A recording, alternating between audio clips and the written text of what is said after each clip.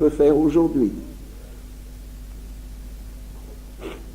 Alors, c'est pourquoi, je dirais, à ces dispositions de silence et d'écoute, nous ajouterons une troisième disposition, enfin quatrième, ça, vous voyez, parce que ça dépend du plan qu'on prend, mais enfin une autre disposition qui s'appelle la prière. Quoique, les dispositions que je vous ai déjà dites antérieurement, c'est déjà la prière. Hein? Mais j'entends une prière plus précise. Est-ce que vous voyez? La prière, il faut que nous prions. C'est sûr que le Seigneur et la Vierge Marie, le Seigneur, l'Esprit Saint, le Père, la Vierge Marie, ont des desseins sur nous, des grâces, des lumières, et nous les donnerons dans la mesure où nous serons en appétit de les recevoir. C'est pourquoi il faut les demander. Alors, on prie pour soi, bien sûr. On exprime ses désirs de grâce pour soi, dialogue avec celui qu'on aime. Eh bien, je ne lui parle pas de la pluie et du beau temps, je ne lui parle pas des généralités du monde. On s'aime d'abord, personne à personne. Et on lui parle. Quand quelqu'un nous aime, on sait qu'on peut lui dire nos soucis, et que ça l'intéresse beaucoup.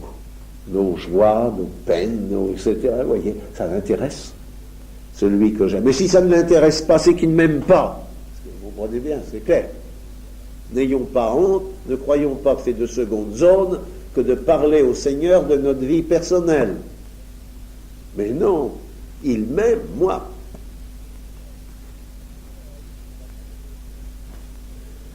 Alors, lui parler de moi.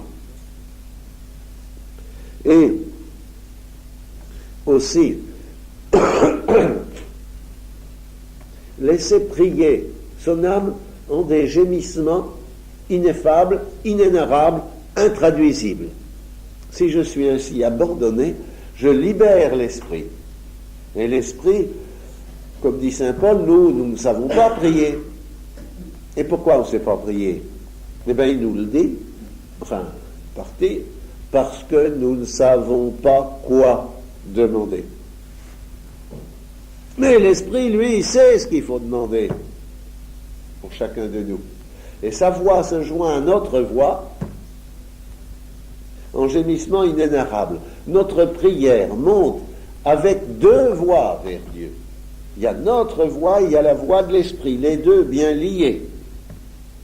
Et l'esprit dit ce qu'on ne sait pas dire au Père. Vous voyez? Il nous entraîne avec lui vers le Père et nous disons, balbutie. Et l'esprit traduit. Tu vois ton enfant, voilà ce qu'il te demande. Donc ne nous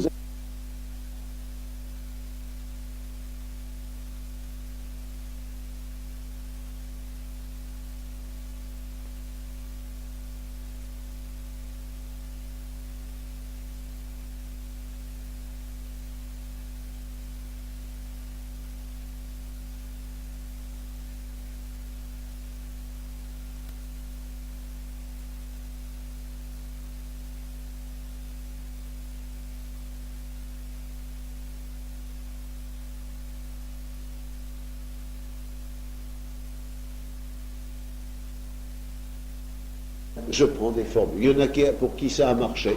Eh bien, je prends la formule qu'ils ont dit. Et j'essaie de rentrer dedans. Voilà.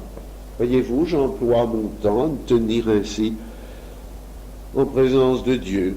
Et alors, prière, n'oublions pas que on n'est pas venu se mettre ensemble afin de prier tout seul.